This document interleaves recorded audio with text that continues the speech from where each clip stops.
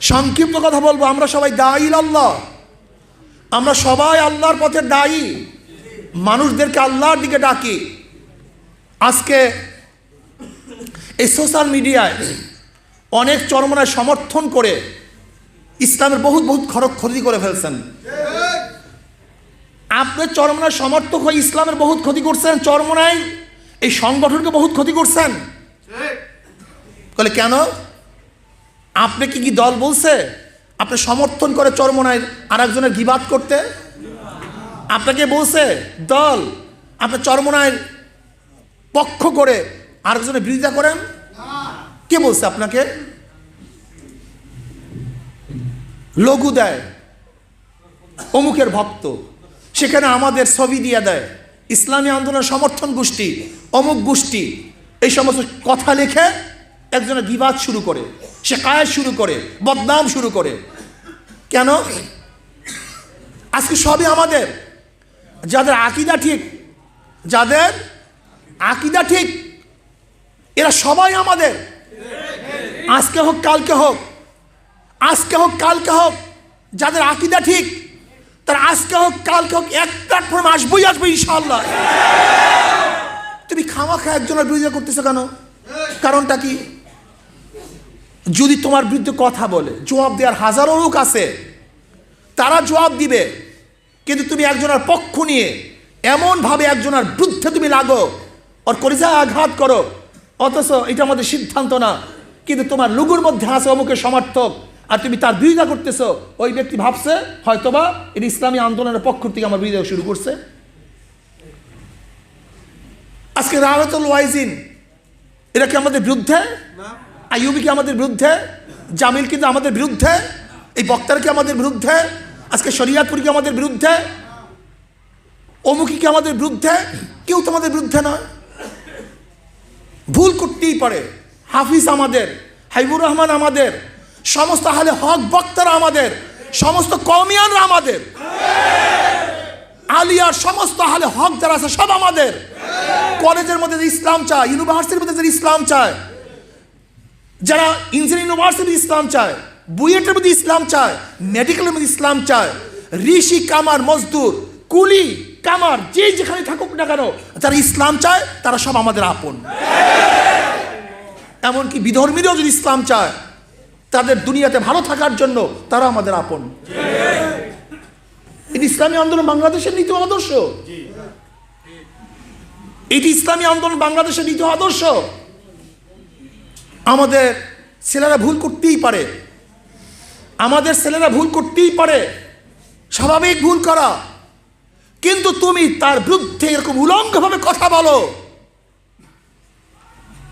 এত উলঙ্গভাবে কথা বলো, অথচ নবী আলাইহিস সালাতু ওয়াস সালাম কি বলছেন? আল মুসলিমু মান সালামা আল মুসলিমুনা মিন লিসানি ওয়া ইয়াদিহি।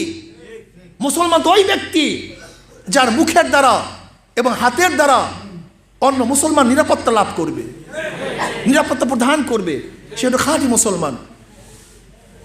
আর তোমার কথা এবং কাজের দ্বারা একজন মুসলমান কষ্ট পায়, এরকম কষ্ট দেয় আদৌ ঠিক না। তোমাকে মনে রাখতে হবে, আজকে যদিও সে আমার বিপক্ষে আছে, একদিন সে আমার পক্ষে হবে। এই নীতি আদর্শকে সামনে নিয়ে সামনে পথ চলো। তোমার কাজ বহুত, যারা ছোট্ট একটা প্ল্যাটফর্ম নিয়ে চিন্তা করে, তাদের চিন্তা ভাবনা তুমি লালন করলে তুমি সামনে অগ্রসর হতে পারবা না। কেউ চিন্তা করে আমার মসজিদ নিয়ে, আমার মসজিদ ঠিক, বাস এতটুকুই দুনিয়া। কেউ চিন্তা করে আমার মাদ্রাসা ঠিক, দুনিয়া সব ঠিক। কেউ মনে করে আমার খানকা ঠিক, দুনিয়া সব ঠিক। আর দুনিয়া সব গোল্লায় যাক, আমার খানকা ঠিক আছে, সব ঠিক আছে। কেউ মনে করে আমার একটা সেমিনার সিম্পোজিয়াম ঠিক, সব ঠিক। কেউ মনে করে আমার দল মাঝে মাঝে সাংবাদিক সম্মেলন করলে বা একটা মিছিল করলেই যথেষ্ট হয়ে যাবে। কিন্তু ইসলামী আন্দোলন বাংলাদেশ, তোমরা কি শুধু খানকা নিয়ে চিন্তা করো? শুধু মাদ্রাসা নিয়ে চিন্তা করো? কোনো একটা প্রতিষ্ঠান নিয়ে চিন্তা করো? ইসলামী আন্দোলন বাংলাদেশ আল্লাহর জমিনে আল্লাহর হুকুমত কায়েম করতে চায়।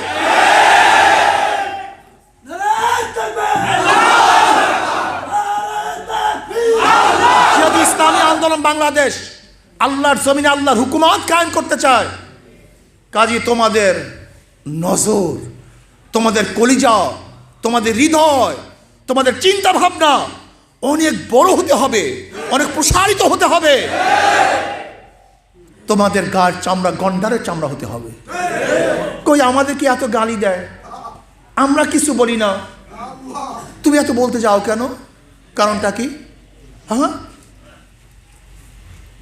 আমাদেরকে মনে রাখতে হবে যাদের আকীদা ঠিক, যাদের আকীদা ঠিক, যাদের আকীদা ঠিক তারাই আমাদের। আজকে হোক কালকে হোক, আজকে হোক কালকে হোক, একই প্ল্যাটফর্মে তারা চলেই আসবে ইনশাআল্লাহ।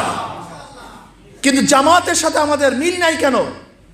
জামাতের সাথে আমাদের ইখতিলাফ, আমাদের মতৈক্য আমুলি না।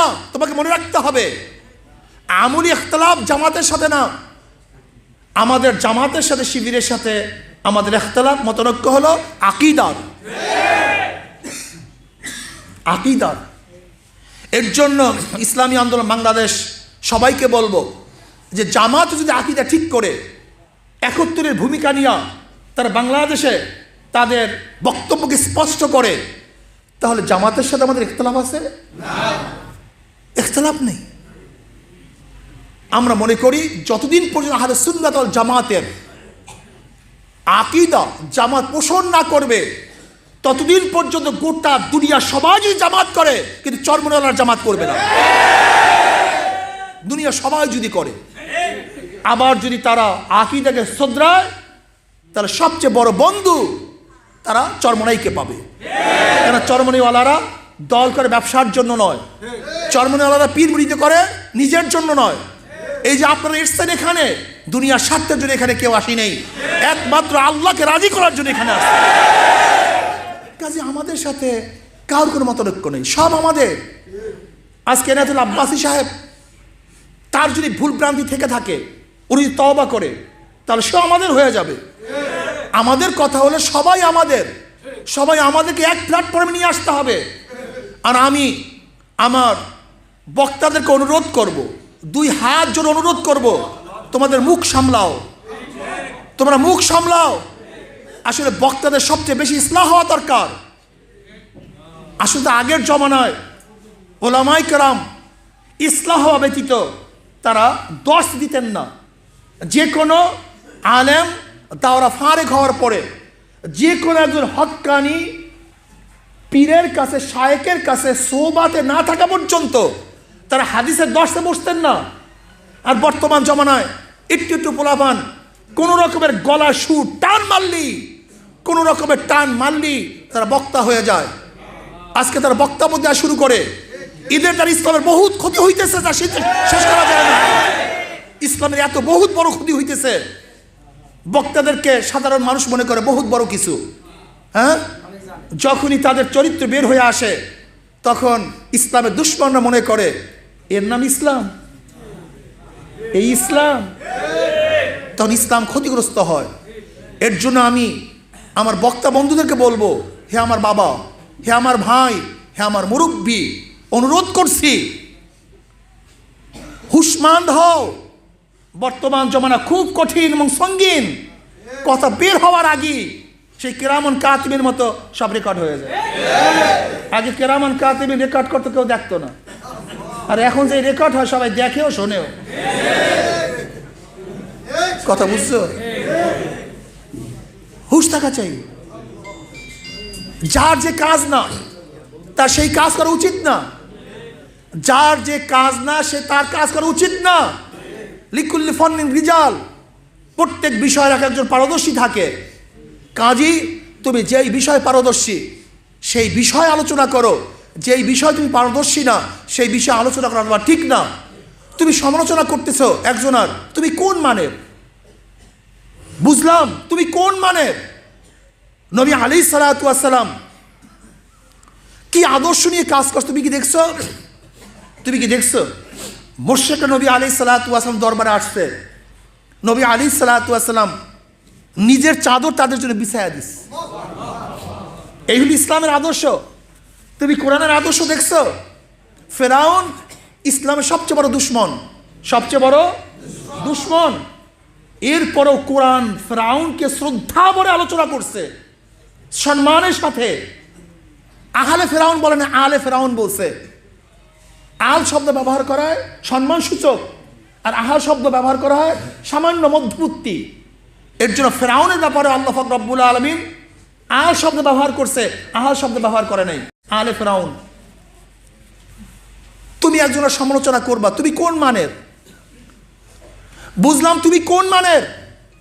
তুমি যেই মানের, তোমাকে সমালোচনা সেই মানেরই মানায়।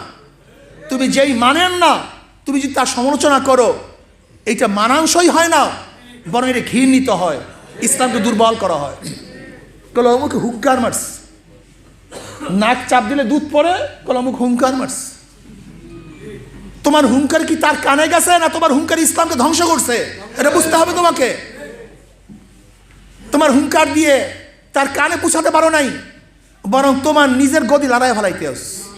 সবার হুঙ্কারে কাজ হয় না, সবার বাড়িতে পাথর ফাটে না, বরং অনেক সময় পাথরের গায়ে বাড়ি দিতে গিয়ে নিজের হাত ফেটে যায়। তুমি কোন মানে তুমি হুঙ্কার দাও? এখন তুমি যদি মনে করো চরমনায় হুজুরে হুঙ্কার দিয়েছে, আমি হুঙ্কার দেব, ওরে বোকা, চরমনায় হুজুরে হুঙ্কার দিয়েছে, তাকে অ্যারেস্ট করলে কয়েক লক্ষ লোক রাস্তায় নামবে, তোমার নজরে?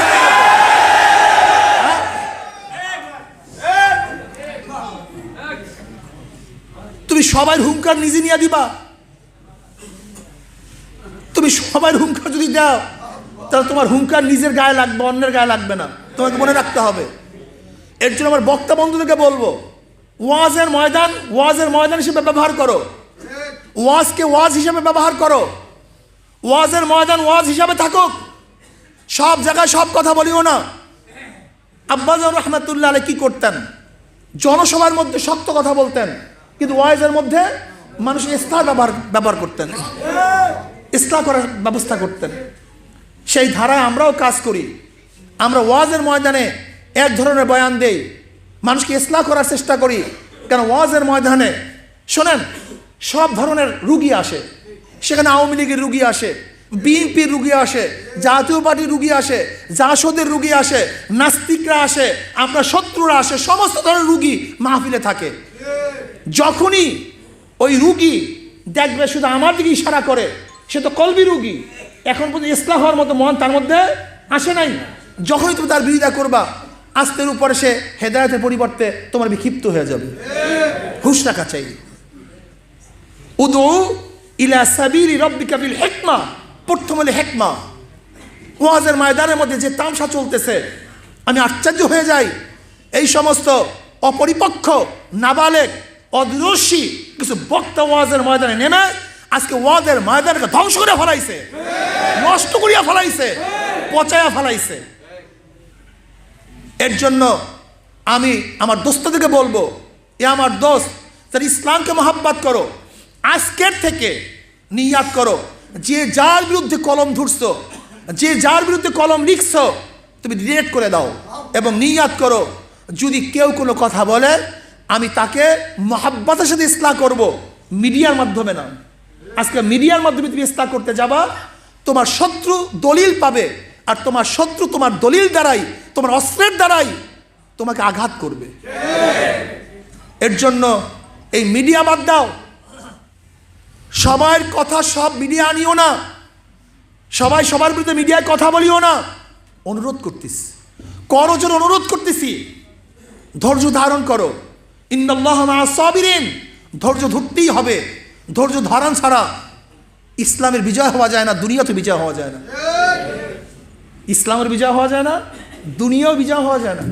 কাজে আজকের থেকে তোমাকে আমাকে দায়ী হতে হবে, সবাইকে ইসলামের পথে ডাকতে হবে, ইসলামী আন্দোলন করার জন্য সবাইকে দাওয়াত দিতে হবে, বুঝাতে হবে ইসলাম কি, এবং ইসলাম যদি প্রতিষ্ঠিত হয় তাহলে মানবতার উপকার কি হবে। আজকে মানুষ যেই জুলুম এবং নির্যাতনের মধ্যে আছে, ইসলাম হুকুমাত কায়েম হলে ইনশাআল্লাহ আশা করি এই জুলুম নির্যাতন থাকবে না। সমস্ত মানুষ তার অধিকার কি ফিরে পাবে, তার অধিকার কি ফিরে পাবে। আমি গরিবদের দিকে আশ্চর্য হয়ে তাকায়া থাকি। ও গরিব, তুই ইসলাম চিনলি না? ইসলাম তো আসছে গরিবদের জন্য, ইসলাম আসছে গরিবদের জন্য। অথচ আজকে গরিব ইসলামকে পছন্দ করে না, গরিব ইসলামকে পছন্দ করে না। আজকে যদি ইসলামী হুকুমত বাংলাদেশে কায়েম হয়, 5-10 বছরের মধ্যে একজন লোকও দরিদ্র সীমার নিচে থাকবে না। আশা করি ইনশাআল্লাহ সবাই মোটামুটি ধনী হয়ে যাবে, মোটামুটি সবাই ধনী হয়ে যাবে ইনশাআল্লাহ। সবার অধিকার ফিরে পাবে, জুলুম থাকবে না, অত্যাচার থাকবে না, নিপীড়ন থাকবে না। আসুন আমরা সব ইসলামী হুকুমাত কায়েম করব। আর ইসলামী হুকুমাত কায়েমের জন্যই আমরা একেবারে নিচের থেকে শুরু করে সর্বোচ্চ পর্যন্ত যেখানে নির্বাচন হবে আমরা সেখানে অংশগ্রহণ করব। বলতে পারেন হুজুর ভোট হয় না, অপেক্ষা করুন, আজকে হোক কালকে হোক এদেশে একদিন ভোট হবেই হবে ইনশা, হবে না হওয়াবো ইনশাআল্লাহ। সেই অবস্থান যেতে হবে, সেই অবস্থানে যেতে হবে। আল্লাহ পাক আমাকে বা আমাদের সবাইকে সেই অবস্থানে যাওয়ার তৌফিক দান করেন।